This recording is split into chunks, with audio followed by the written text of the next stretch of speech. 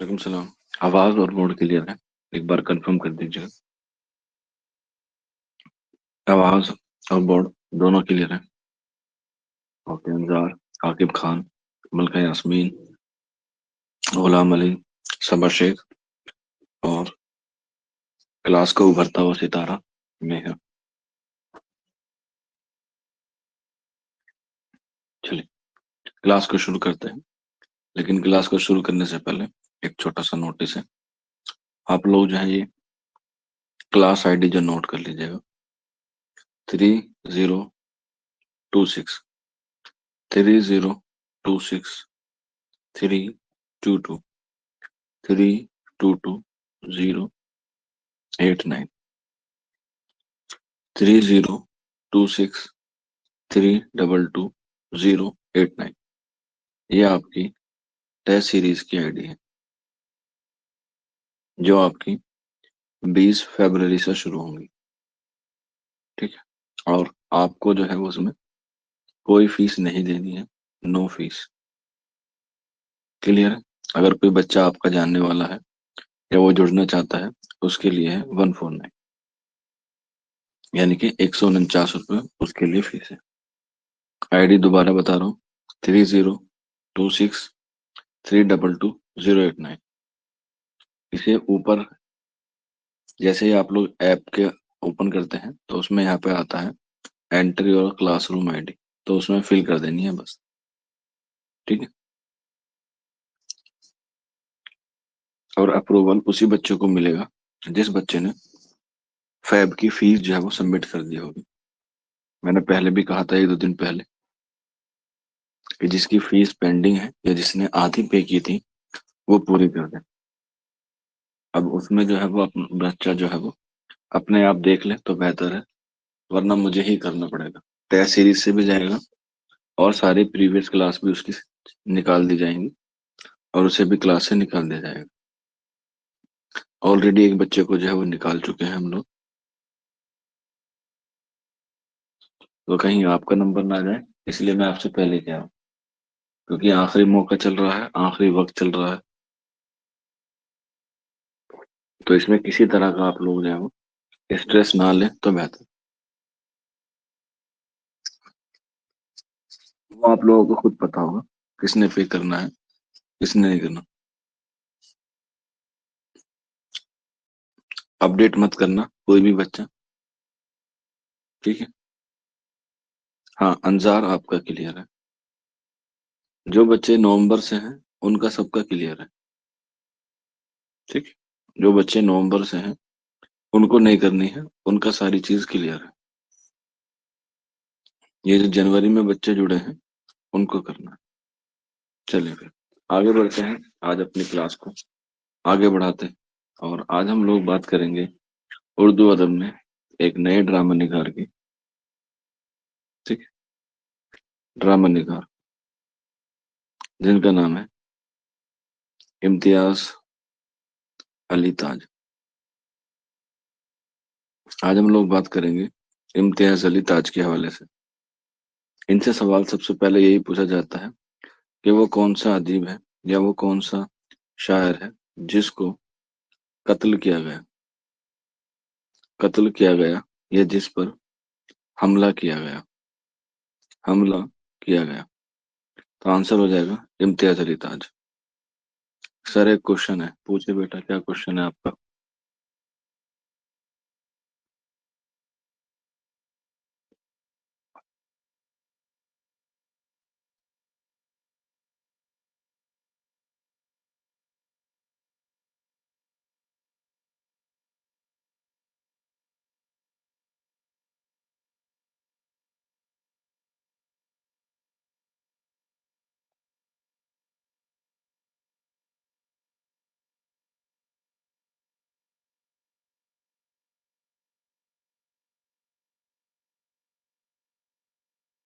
बाबा बहार के मुसन्निफ मीर अमन है या मीर हसन?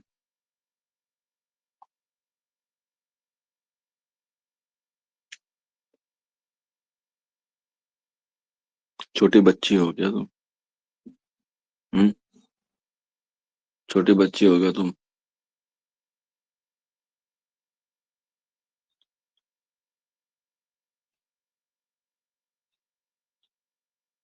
ये तो बहुत बेसिक सा सवाल है।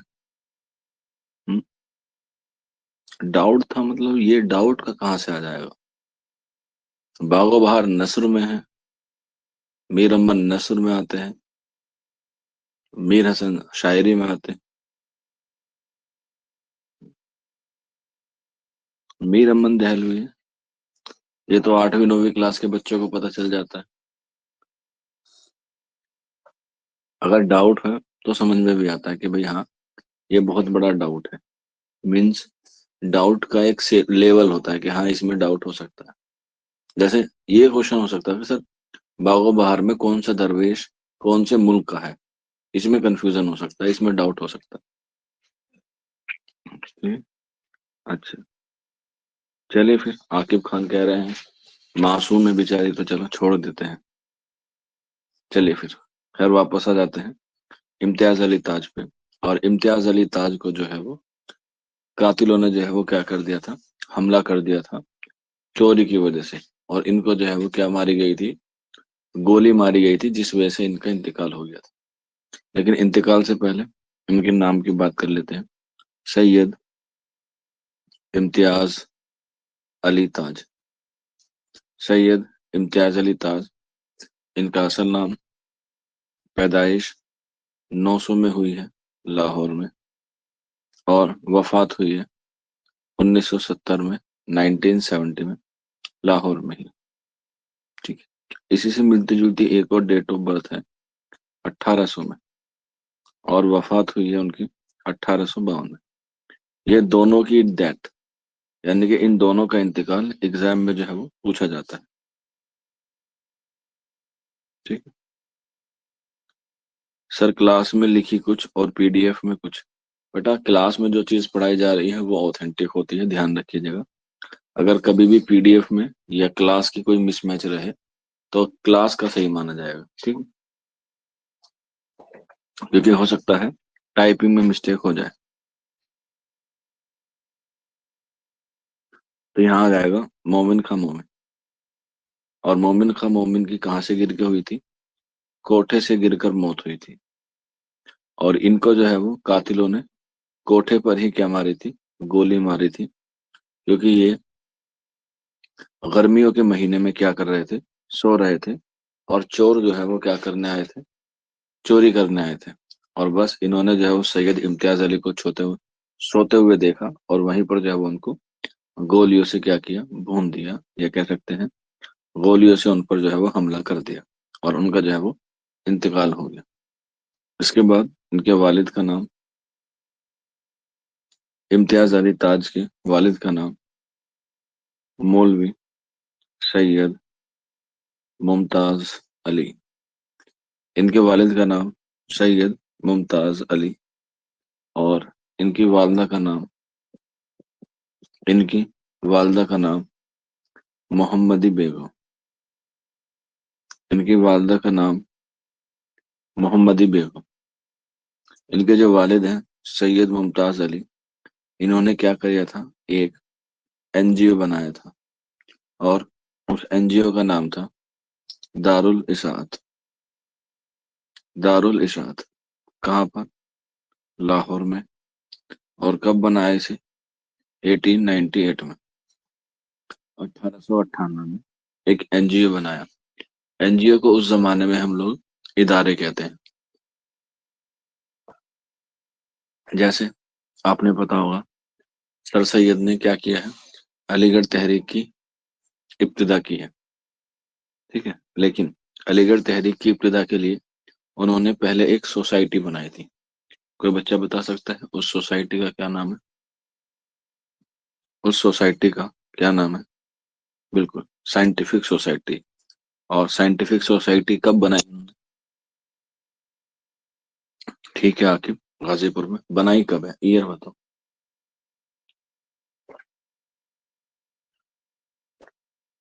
64 या 62 है। 64 में तो उन्होंने गाजीपुर से अलीगढ़ लेकर आए थे। ठीक है, 62 में बनी है गाजीपुर में। 64 में जो है वो क्या लेकर आए थे, 64 में वो गाजीपुर से अलीगढ़ लेकर आए थे। तो ध्यान रखना जब भी कोई काम करते हैं हम सरकार की नजरों में, तो सबसे पहले एक एनजीओ बनाते हैं ताकि हम लोग सरकार को इस बात की तसल्ली दे दें कि हम लोग जो काम कर रहे हैं वो लोगों की भलाई के लिए कर रहे हैं। जैसे आप सारे लोग जो है वो कहाँ पर पढ़ते हैं? चौक एंड डस्टर अकेडमी पर पढ़ते हैं। यस और नो? ठीक है, ये आपकी एकेडमी है जो आप लोगों ने बनाई है, चौक एंड डस्टर अकेडमी। लेकिन चौक एंड डस्टर अकेडमी के ऊपर भी एक एनजीओ है जो काम करता है, ये जो चलाता है।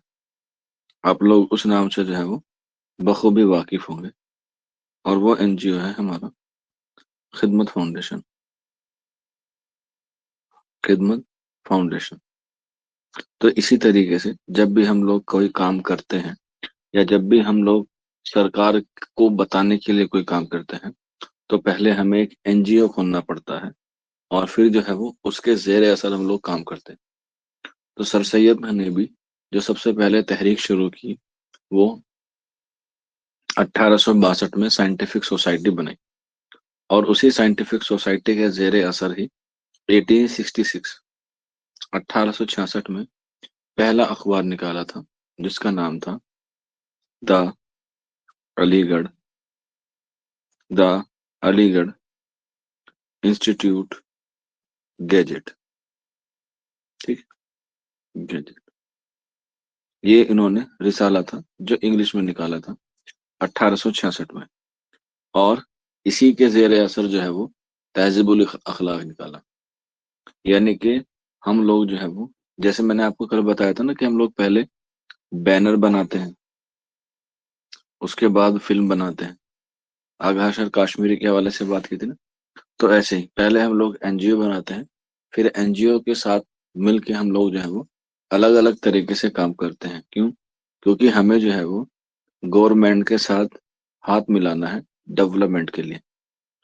लेकिन ये जो एनजीओ होता है, ये होता है नॉन गवर्नमेंट ऑर्गेनाइजेशन, यानी कि सरकार से इसका कोई लेना देना नहीं होता। लेकिन सरकार जो है वो क्या करते हैं, इसको बढ़ाती है, और सरकार एनजीओ को जो है वो क्या देता है, परमिट भी देता है, ताकि अगर कोई उसको डोनेशन देना चाहे यानी कि दान देना चाहे, तो उसको जो है वो फायदा हो और वो समाज में करे। तो एनजीओ जो है वो अलग अलग तरह के होते हैं, बहुत सारे होते हैं।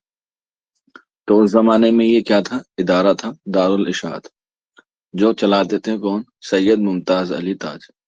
और इन्होंने ही 1898 में 1898 में जब ये दारुल इसाअत कायम किया, तो इसके जेर असर इन्होंने दो रिसाले निकाले, जिसमें पहला रिसाला था तहजीब निस्वा। तहजीब निस्वा यानी कि औरतों की तालीम। और इसके बाद दूसरा निकाला फूल। फूल को जो है वो बच्चों का रिसाला कहा जाता है। फूल को बच्चों का रिसाला कहा जाता है। तहजीब निस्वा और फूल। जो तहजीब निस्वा है वो निकाला था 1898 में, और जो फूल है वो निकाला 1909 में। लेकिन दोनों निकाले किसके बाद? दोनों निकाले दारुल इशाअत के जेर असर। और जब इनके बेटे बड़े हो गए यानी कि इम्तियाज अली ताज, तो इन दोनों की इदारत जो है वो किसको दे दी? वो दे दी सैयद इम्तियाज अली ताज को। सैयद इम्तियाज अली ताज को दोनों की क्या दे दी? इदारत दे दी। और इसी की इदारत करते हुए बरतानिया हुकूमत ने फूल की इदारत करते हुए सैयद मुमताज अली को, सॉरी, सैयद इम्तियाज अली को शमशुल उलमा का खिताब दिया। शमशुल उलमा का खिताब दिया इम्तियाज अली ताज को बरतानिया हुकूमत ने, क्योंकि इनकी सारी इब्तिदाई तालीम जो है वो घर पे ही हुई। और घर पे तालीम हासिल करने के बाद आला तालीम के लिए ये लाहौर में जो कॉलेज है, जिसे हम लोग गवर्नमेंट कॉलेज लाहौर कहते हैं, वहां से इन्होंने जो है वो 1922 में अपनी जो है वो क्या की, तालीम मुकम्मल की।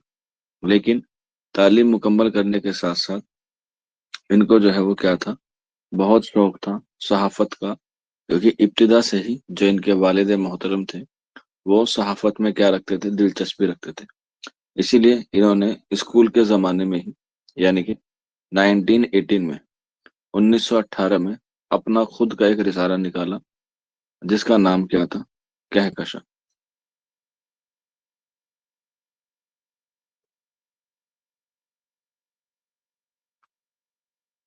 कहकशां जो है वो इनका रिसाला था, जिन निकाला लाहौर से। और स्टार बना के लिख लीजिएगा कि कहकशां किसका रिसाला है? कहकशां रिसाला है इम्तियाज अली ताज का। इम्तियाज अली ताज का।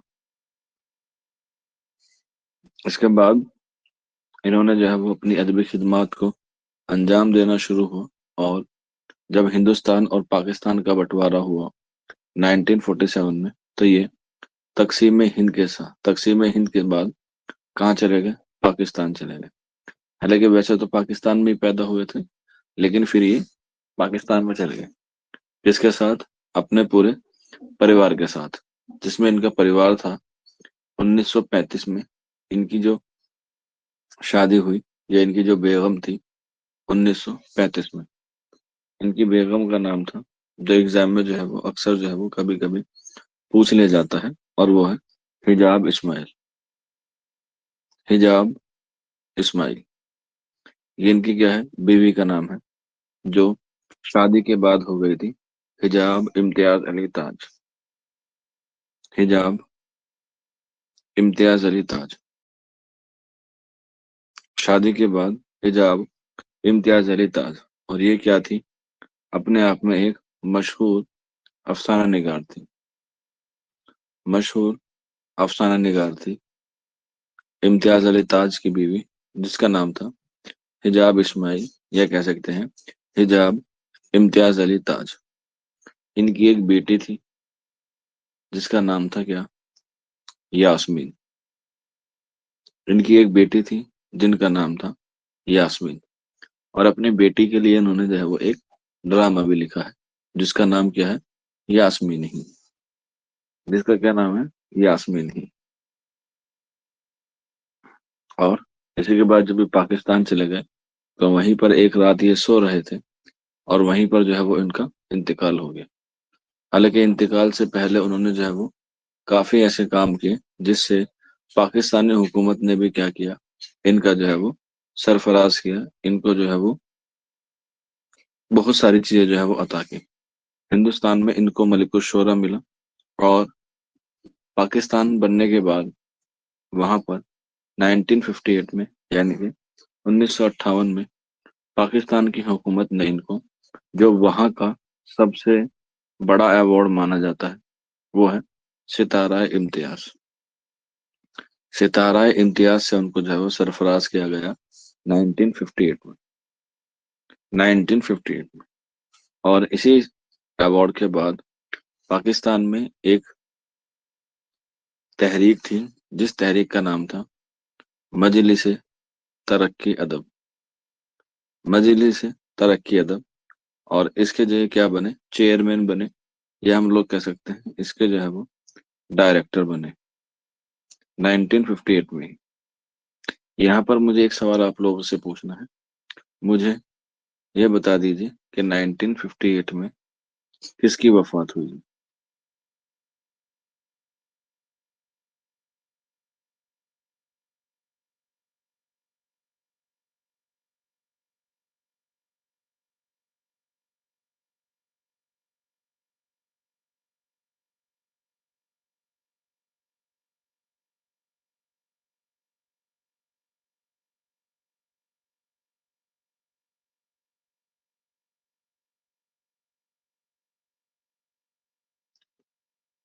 बिल्कुल, मौलाना अबुल कलाम आजाद की, और पितरश बुखारी की भी। बहुत बढ़िया। चलिए, तो इनका 1970 में क्या हो जाता है? इंतकाल हो जाता है लाहौर में। और इन पर जो है वो क्या होता है? कातिलाना जो है वो हमला किया कर दिया जाता है चोरों के जरिए। और इनको जो है वो गोली मारकर क्या कर दी जाती है? इनकी मृत्यु कर दी जाती है, इनका इंतकाल हो जाता है। लेकिन इंतकाल के साथ साथ इनको जो है वो अदब के लिहाज से भी हमें जो पढ़ना है, और हम लोग बात करेंगे इनकी अदब खिदमत। और अदब खिदमत में इनके जो है वो अहम है ड्रामा। और जो इनका सबसे मशहूर ड्रामा है वो है हमारा ड्रामा अनारकली। ठीक है, अनारकली। इससे तीन चीजें जो है वो एग्जाम में ज्यादा पूछी जाती हैं, जो मैंने आपको ड्रामे के फन में बताया था। पहले बताया था वहदत अम्ल, दूसरा बताया था वहदत मका, और तीसरा बताया था वहदत जमा। मुझे ये बता दें कि वहदत अम्ल, वहदत मका और वहदत जमा अनारकली में कौन कौन सी चीजें हैं। नीचे से चलते हैं। वहदत अम्ल, सॉरी, चलो ऊपर से भी चल लेते हैं, कोई दिक्कत नहीं। वहदत अम्ल क्या है? अम्ल मतलब किसी चीज को दिखाना।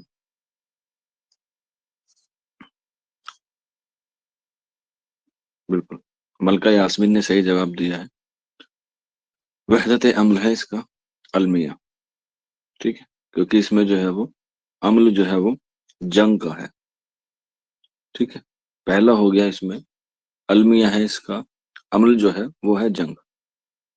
बाकी दोनों बताइए, वहदत मका और वहदत जमा। अगर नहीं पता तो एन लिख दीजिएगा, घबराने वाली बात बिल्कुल नहीं है। ठीक है, अंजार ने बता दिया है वहदत जमा है 1599। बहुत बढ़िया, गुड, बहुत बढ़िया अंजार। एक बची है, जगह बची है, वहदत मकाम बचा है सिर्फ।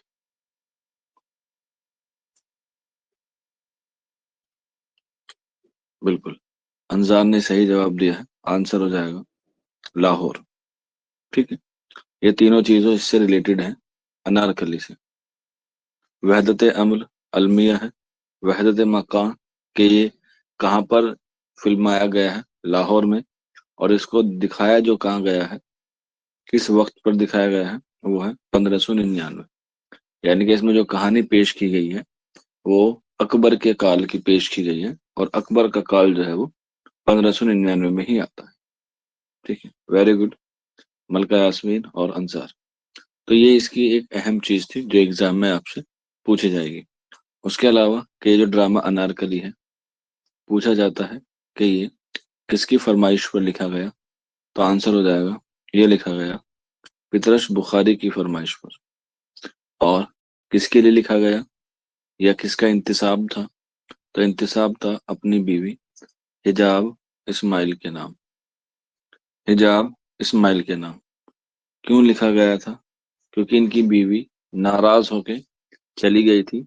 उसी को मनाने के लिए पितरस बुखारी ने मशवरा दिया था कि आप जो है वो एक तसनीफ लिखें अपनी बीवी के नाम। और इनकी बीवी को जो है ये बहुत पसंद आया था, और नाराजगी दूर हो गई, और फिर वो वापस अपने घर आ गए। और अनारकली जो ड्रामा है, लिखा गया था पितरस बुखारी की फरमाइश पर, और इंतसाब था इसका हिजाब इस्माइल। और इसे लिखा कब है? इसे लिखा गया था 1922 में, यानी कि 1922 में जो है वो इसे लिखा गया अनारकली को। और अनारकली जो है वो किताबी शक्ल में कब आया? किताबी शक्ल में आया 1932 में। कहाँ से?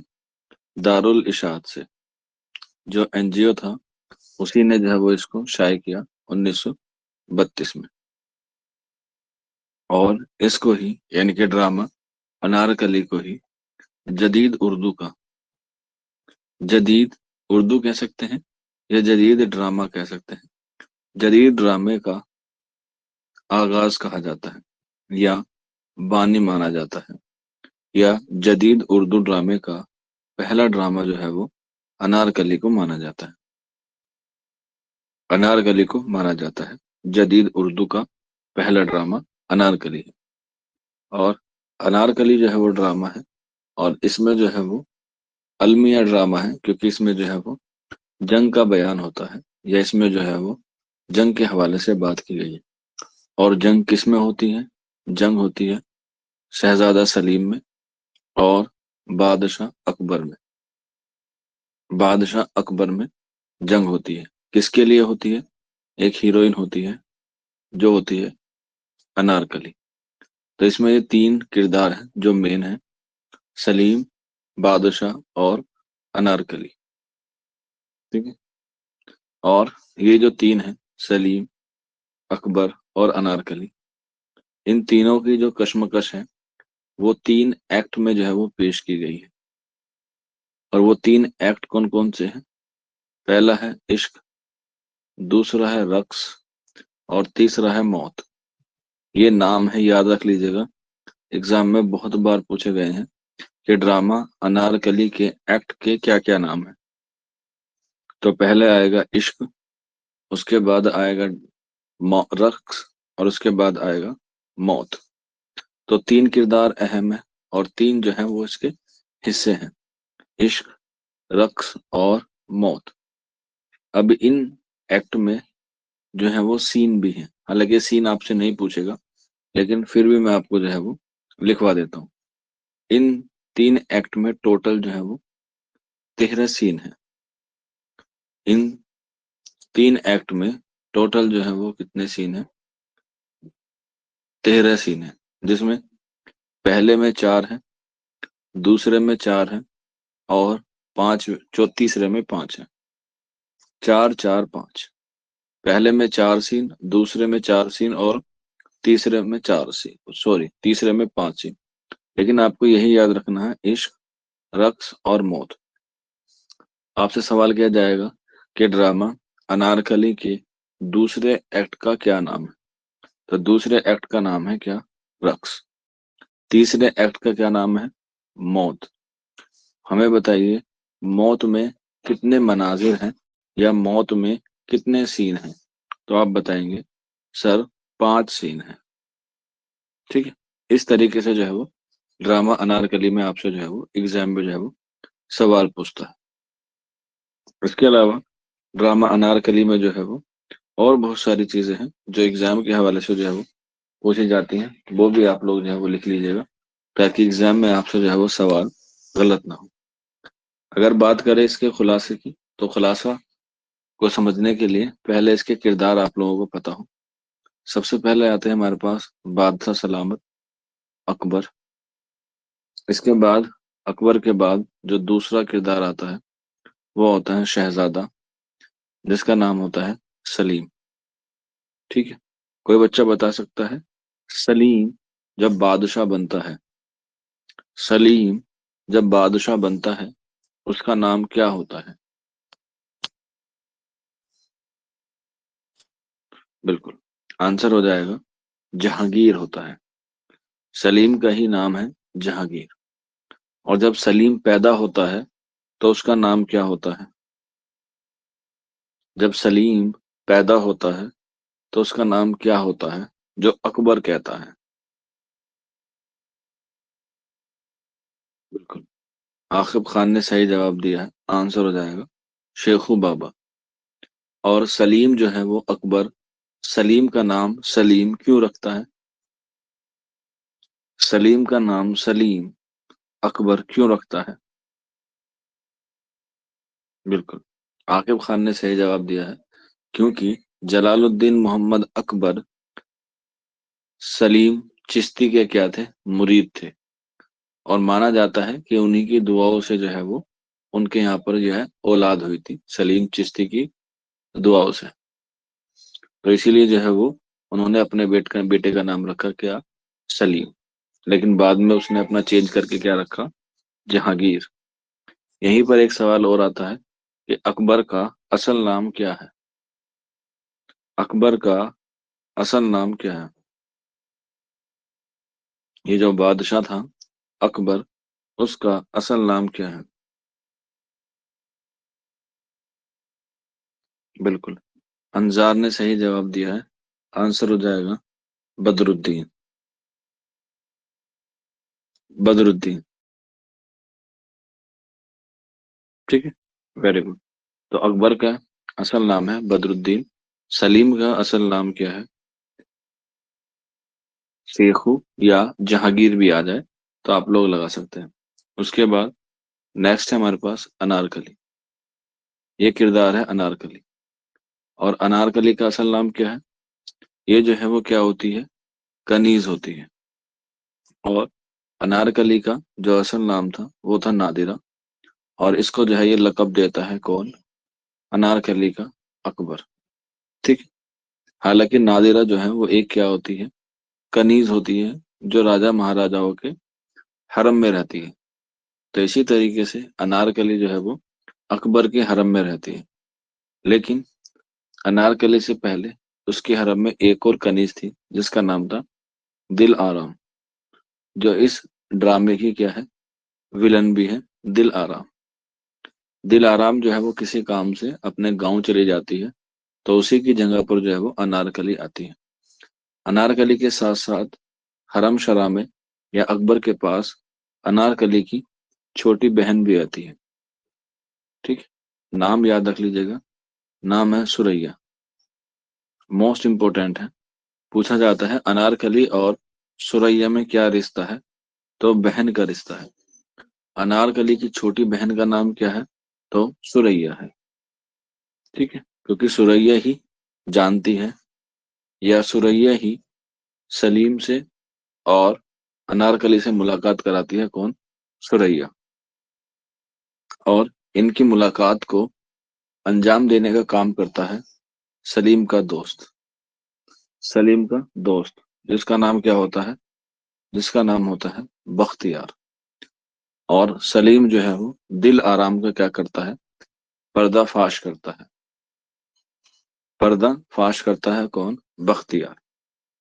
इसमें एक और किरदार है जो क्या होता है, दरोगा होता है, और उस दरोगा का नाम होता है जाफरान। क्या होता है, जाफरान। जाफरान भी जो है वो इसमें जो है वो एक किरदार होता है, जो दरोगा होता है। ठीक है। इसके अलावा एक और दरोगा होता है, दो दरोगा है, अंबर, अंबर। जाफरान भी दरोगा होता है, और अंबर भी जो है वो दरोगा होता है। तो ये कुछ किरदार हैं जो अनारकली से आपको जो है वो याद रखने हैं। यहीं से जो है वो आपको सवाल जो है वो पूछे जाते हैं। इसके कहानी सिर्फ इतनी सी है कि दिल आराम एक बार बीमार पड़ जाती है और वो अपने गांव चली जाती है। उसकी जगह पर जो है वो नादिरा को भेजा जाता है, और नादिरा जो है वो अकबर अकबर के दरबार से वाबस्ता हो जाती है और उसकी कनीज बन जाती है। अकबर को वो बहुत पसंद आती है, और इसीलिए वो जो है उसे लकब देता है। लकब किसका देता है, लकब देता है अनारकली का।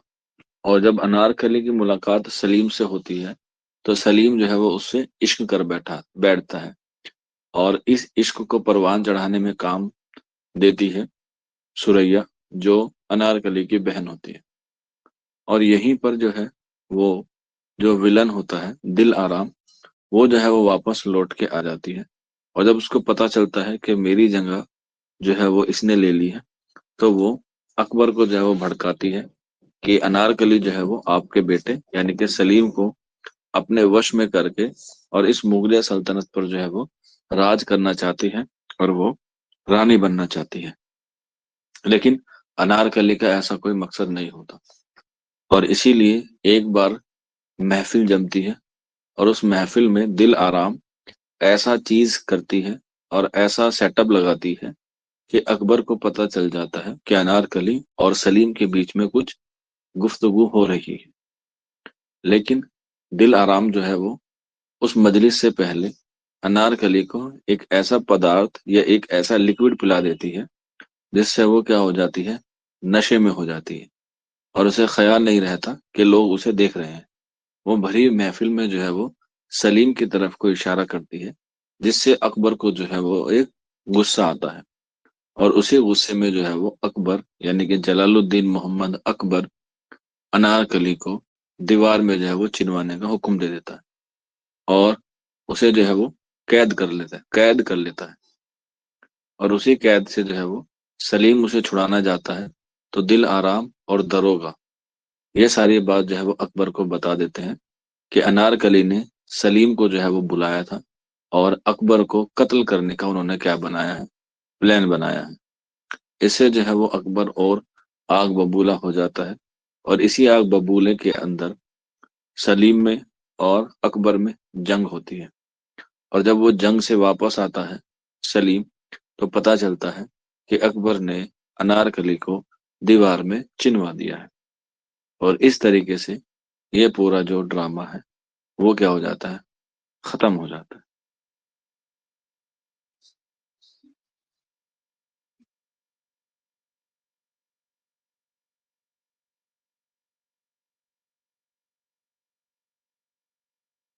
ठीक है, अब बताओ, किसी लड़की में हिम्मत है अपने आशिक के लिए दीवार में चिनने के लिए कि हाँ, मैं अपने महबूब के लिए दीवार में जिंदा चिन सकती हूँ?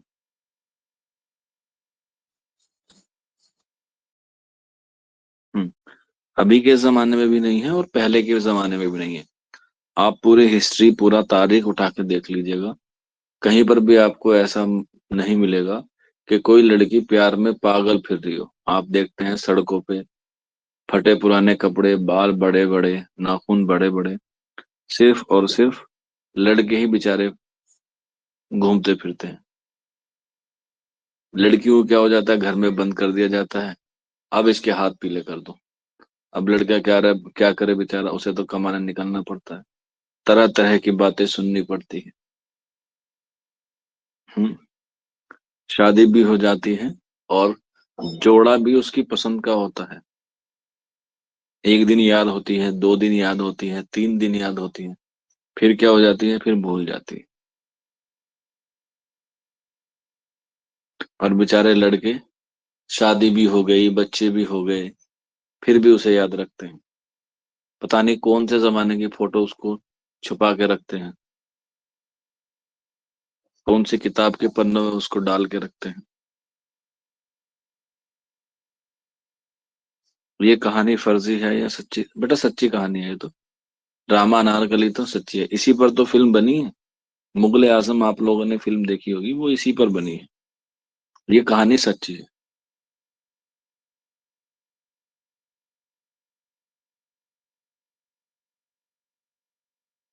नहीं होती है बेवफा? हाँ, होती कहाँ है, वो तो अपने माँ बाप की फर्मा बरदार होती है।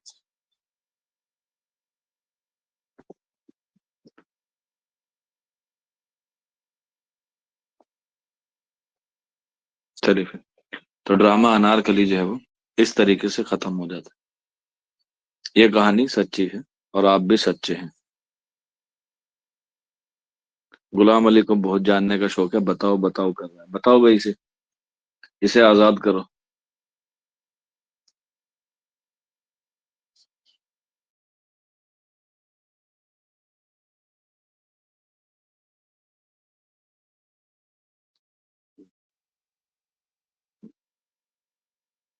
तो लड़कों, आप ही संभल के रहना, नहीं तो शादी के बाद आपको जो है जो वो दहेज लाती है ना, लाख रुपए का, बाद में एलिमनी पे करोड़ों ले जाती है। हम्म, दहेज लाएंगी 4 लाख का, और एलिमनी ले जाएंगी 4 करोड़। चलो मैं एक कहानी सुनाता हूँ, बिल्कुल रियल है, दिल्ली की कहानी है, पिछले साल गुजरी थी। आ, फेब से पहले की बात है, जनवरी के आसपास की बात है। ठीक है, तो शादी हुई दो कपल्स की, हालांकि वो नॉन मुस्लिम थे। शायद किसी बच्चे ने सुनी हो तो मुझे नहीं पता, लेकिन मैं आपको बता रहा हूँ। ठीक है, तो उसमें क्या होता है, दोनों कपल्स की शादी होती है, लव मैरिज होती है। देखो, मैरिज कोई सी भी हो, लव हो या अरेंज हो, उससे कोई फर्क नहीं पड़ता, दोनों ही खूबसूरत होती हैं, लव भी और अरेंज भी। तो जब उन दोनों की शादी हुई, तो लड़का जो है वो ऑलरेडी गवर्नमेंट जॉब में था। ठीक है, पढ़ा लिखा था। लड़की जो है वो स्ट्रगल कर रही थी, यानी कि वो भी गवर्नमेंट जॉब की तैयारी कर रही थी। लेकिन अब उम्र का तकाजा था कि भाई चलो शादी कर लेते हैं, मैं तुम्हें सपोर्ट करूंगा। लड़के ने कहा कि मैं भी तुम्हें जो है सपोर्ट करूंगा। तो लड़की भी राजी हो गई, चलो भाई राजी कर लेते हैं। तो जाहिर सी बात है, जब लड़का और लड़की राजी हो जाते हैं, तो फैमिली भी आराम से मान जाती है। और फिर दोनों के रिलीजन, दोनों की सेम कास्ट, सब कुछ थी, मतलब परफेक्ट था। जो एक 33 गुण या 36 गुण होने चाहिए, वो उनके मैच कर गए थे कुंडली के हिसाब से, उनकी जो भी था। तो शादी हो गई, शादी को 6-7 महीने अच्छे से गुजरे उनके। फिर क्या हुआ, उन दोनों में जो है वो थोड़ी बहुत अनबन होने लगी। किस वजह से हुई, वो म्यूचुअल अंडरस्टैंडिंग हो जाती है। कोई सब्र कर लेता है, कोई नहीं करता है। तो यहाँ पर जब लड़के की शादी हुई, तो लड़के ने ये शर्त रखी लड़की से कि मैं जो है वो दहेज में कुछ नहीं लूंगा, मतलब 1 रुपया भी नहीं लूंगा। और उस लड़के ने ऐसे ही किया कि उसने दहेज लिया ही नहीं, क्योंकि उसका दिल्ली में अपना घर था, फैमिली भी सेटल थी, और वो जॉब भी अच्छे खासे कर रहा था 3-4 साल से, मतलब ठीक ठाक था। तो ये हुआ।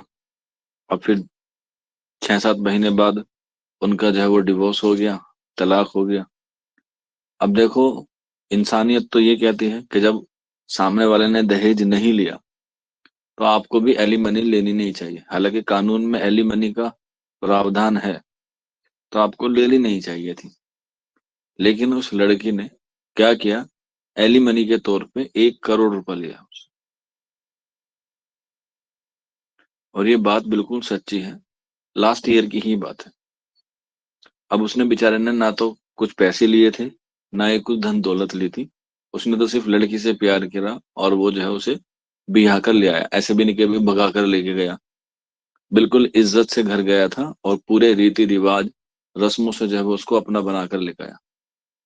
लेकिन उस लड़की ने क्या किया कि उससे जो है वो 1 करोड़ रुपया ले लिया। अब आप देख सकते हैं कि 6-7 महीने में अगर कोई 1 करोड़ रुपया एलिमनी के तौर पे ले रहा है या ले रही है, तो उसका तो अच्छा खासा बिजनेस है। 1 करोड़ रुपया कमाने के लिए कम से कम 4 से 5 साल चाहिए, अगर आपकी सैलरी अच्छी खासी है।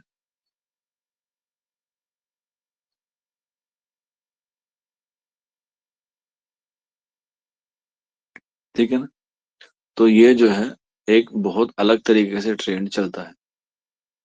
अभी आप लोग देख भी रहे होंगे, आप लोग सुनते भी होंगे, आजकल की न्यूज में जो है वो इस तरह की चीजें आती हैं। एलिमनी देना जो है वो गलत नहीं है, मैं फिर कह रहा हूँ, एलिमनी दी जाती है। अगर डिवोर्स हो रहा है या तलाक हो रहा है दोनों की रजामंदी से, तो एलिमनी जायज है। लेकिन ये देखना है कि सामने वाला करता है या नहीं। अगर वो ऑलरेडी वर्किंग है, तो फिर उसे पैसों की जरूरत क्या है, वो खुद कमाए। बहुत सेल्फ इंडिपेंडेंस बनती है वुमेन्स, फेमिनिज्म का डिडोरा पीटती रहती है। एलिमनी बिल्कुल जायज है, मैं मना नहीं कर रहा, लेकिन उनके लिए जिनको जरूरत है। लेकिन कुछ लोग क्या करते हैं, इसको जो है वो बिजनेस बना के बैठे हुए हैं कि शादी कर लेंगे। एक किस्सा और गुजरा था मेरी नजर से कि उस लड़की ने जो है वो 2-3 शादी की, दोनों से डिवोर्स लिया, और एलिमनी के तौर पे बहुत बहुत सारा पैसा ले लिया।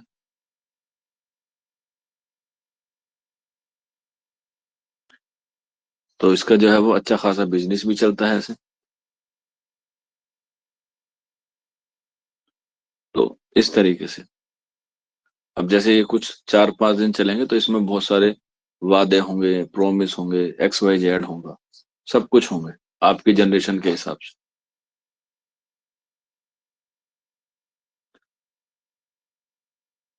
तो इसीलिए एक बात है, याद रख लीजिएगा। छोटी सी बात मैं आप लोगों को बता रहा हूँ, breakup is a better than तलाक। ब्रेकअप होना कोई बुरी बात नहीं है, बशर्ते के तलाक से। ब्रेकअप हो जाएगा तो कोई मसला नहीं है, तलाक हो जाएगा तो बहुत सारी दुश्वारियां आती हैं, माँ बाप की, फैमिली की, भाई की, बहुत सारी चीजें उससे जुड़ी रहती हैं। भले ही गलती आपकी ना हो, चाहे लड़की की हो, चाहे लड़के की हो, भले ही किसी की भी गलती हो, ये जो तलाक का एक धब्बा लग जाता है, तो वो जो है वो थोड़ा सा फैमिली को जो है वो और समाज को जो है वो थोड़ा सा परेशान करता है। हालांकि तलाक बुरी चीज नहीं है, मजहब इस्लाम में तो सबसे सहूलियत की चीजें दी गई हैं। अगर नहीं बन रही रजामंदी, तो ठीक है, दोनों अलग हो जाओ, कोई दिक्कत नहीं है,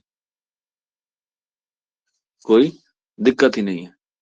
हमारे यहाँ 7 जन्मों का रिश्ता नहीं होता है, एक ही रिश्ता हो और उसे जो है वो अच्छी तरीके से निभा ले, तो काम बन बन जाता है।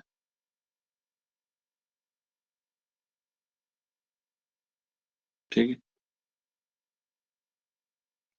तो ये जो चीजें हैं, ये सारी चीजें जो है वो समाज में आती ही, और समाज को संभालने की या समाज को बनाने की जिम्मेदारी आप लोगों के ऊपर है, क्योंकि आप आने वाले वक्त के क्या है, भविष्य है। ठीक है। चलिए फिर, तो वापस आ जाते हैं एलिमनी को छोड़ के, अपनी सैलरी ले लीजिएगा। ठीक है। सैलरी के बाद हम लोग बात करते हैं इनके इम्तियाज अली ड्रामे की। ये अनारकली इनका क्या है, मशहूर ड्रामा है, लेकिन इसके अलावा जो है वो और भी बहुत सारे ड्रामे हैं। ठीक है। चलिए आगे बढ़ते हैं, इनके ड्रामे की बात करते हैं, और वो है इनकी ड्रामा गूंगी जोरू। गूंगी जोरू। इसके बाद चाचा छक्कन।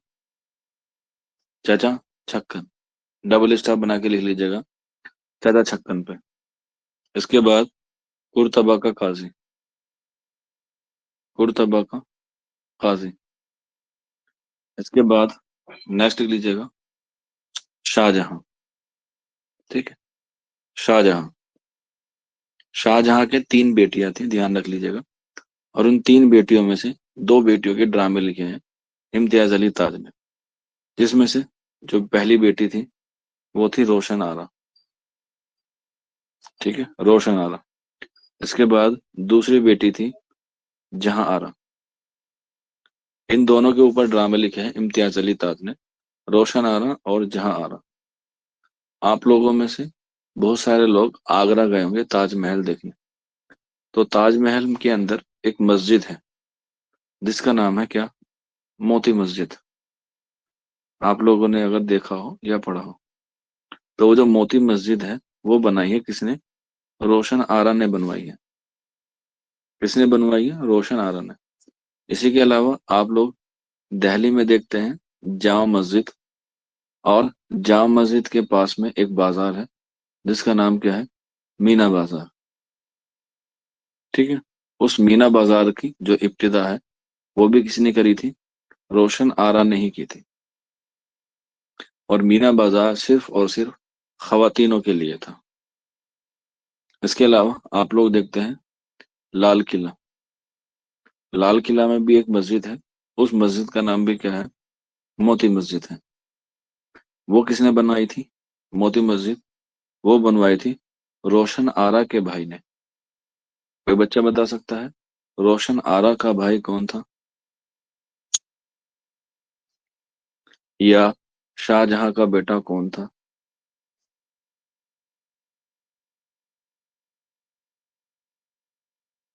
जहांगीर। अरे जहांगीर तो बाप था इनका, बेटे को बाप बना दिया। ठीक है, तो आंसर हो जाएगा औरंगजेब। ठीक है, औरंगजेब। तो रोशन आरा ने मोती मस्जिद बनवाई है कहाँ की, आगरा की, और औरंगजेब ने बनवाई है लाल किला में मोती मस्जिद। ये टोटल जो है वो 7 भाई बहन थे शाहजहां के, जिसमें रोशन आरा, जहां आरा, और एक और बहन थी जिसका नाम था गौहर आरा। ये 3 बहनें। और गौहर आरा जो है वो पसंद करती थी किसको, औरंगजेब को। तो ये 3 बहनें थी, रोशन आरा, जहां आरा। इन दोनों के ड्रामे लिखे हैं, रोशन आरा के और जहां आरा के, और बाप के नाम लिखा है शाहजहां का ड्रामा। हालांकि इसके जो 3 भाई थे, जिसमें दारा शिको, सैयद सुजा और मुराद, ये 3 भाई भी आते हैं। हालांकि एग्जाम में पूछेगा नहीं, तो लिखना जरूरी भी नहीं। ठीक। तो शाहजहां के बाद रोशन आरा और जहां आरा। इसके अलावा उनकी एक बेटी थी, जैसे मैंने आपको बताया, यास्मीन। तो यास्मीन के ऊपर भी जो है उन्होंने ड्रामा लिखा। और इसके बाद लास्ट लिख लीजिएगा, कमरा नंबर 5। कमरा नंबर 5। ये क्या है, इम्तियाज अली ताज के कुछ ड्रामे हैं जो आपको याद रखना। हाँ, खाना जंगी में जो है वो जिक्र है गृह युद्ध का। ठीक है, गृह युद्ध मतलब कहते हैं जो घर में लड़ाई होती है। खाना जंगी का मतलब ही क्या होता है, गृह युद्ध होता है जिसमें दारा शिकोह और औरंगजेब के बीच की जंग को जो है वो बयान किया था। आपके निसाब में है नहीं वो। ठीक है। आपके निसाब में है नहीं वो। हाँ, सिविल वॉर भी कह सकते हैं। आपके निसाब में है नहीं तो उसे हम लोग जो है वो पढ़ते भी नहीं। ठीक है। यहाँ तक क्लियर है सभी को?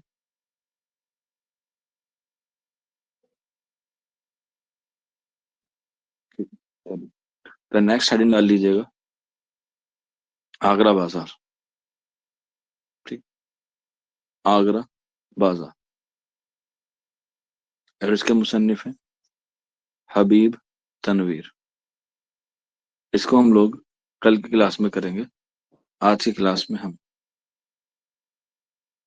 हाँ हाँ, तो घर की ही तो लड़ाई थी बेटा, चारों भाइयों में लड़ाई थी। मैंने बता दिया है आपको शुरुआत में, क्लास की आईडी दे दी है, आप लोग उसमें इनरोल हो जाइएगा। जिसकी बच्चे की फीस पेंडिंग हो वो अपने हिसाब से लगा ले। ठीक है, नहीं तो मैं लगाऊंगा तो फिर आपको क्लास से निकाल ही दूंगा। जैसे एक बच्चे को निकाल दिया है हम लोगों ने, वो थोड़ा सा कुछ ज्यादा ही परेशान कर रहा था। तो आप भी परेशान मत कीजिएगा, अपने हिसाब से कर लीजिएगा। मिलते हैं कल।